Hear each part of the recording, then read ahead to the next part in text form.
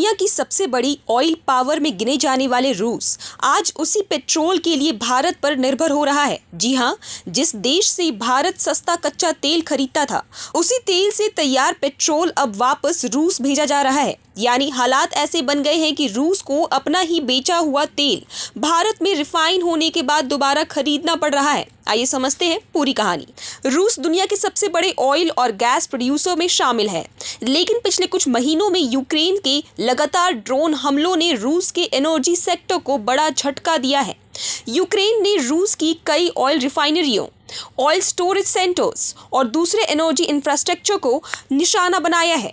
इसका असर ये हुआ कि कई रिफाइनरियां या तो बंद हो गई या फिर उनकी उत्पादन क्षमता काफी कम हो गई।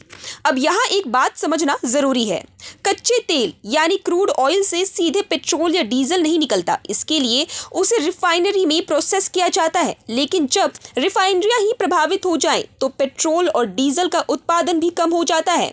इसी वजह से रूस के कई इलाकों में पेट्रोल की कमी देखने को मिल रही है। कहीं पेट्रोल पंपों पर लंबी लाइनें लग रही हैं, कहीं ईंधन की कीमतें बढ़ गई हैं, तो कुछ जगहों पर फ्यूल की सप्लाई भी प्रभावित हुई है। ऐसे में रूस ने अपनी जरूरत पूरी करने के लिए भारत से पेट्रोल मंगवाना शुरू कर दिया है। रिपोर्ट्स के मुताबिक भारत से पेट्रोल लेकर जहाज रूस पहुंचने लगे हैं। कुछ सूत्रों का दावा है कि भारत से करीब 60 मीट्रिक टन पेट्रोल भेजा गया है, जबकि 300 से 400 मीट्रिक टन पेट्रोल लेकर 2 टैंकर भी रूस के लिए रवाना किए गए हैं। हालांकि अभी ये साफ नहीं है कि भारत की कौन सी रिफाइनरियां ये सप्लाई कर रही हैं। अब सबसे दिलचस्प बात, पिछले कुछ सालों से भारत रूस से बड़ी मात्रा में रियायती दरों पर कच्चा तेल खरीदता रहा है।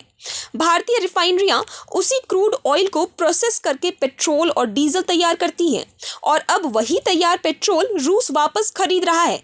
यानी एक तरह से देखें तो रूस अपना ही बेचा हुआ कच्चा तेल भारत में रिफाइन होने के बाद पेट्रोल के रूप में वापस खरीद रहा है। रिपोर्ट्स ये भी कहती हैं कि रूस सिर्फ भारत से नहीं बल्कि दूसरे देशों से भी ईंधन मंगाने की तैयारी कर रहा है।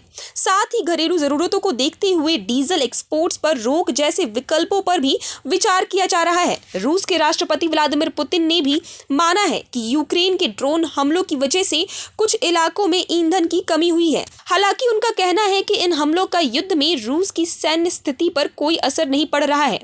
साथ ही उन्होंने एयर डिफेंस सिस्टम को और मजबूत करने के निर्देश दिए हैं।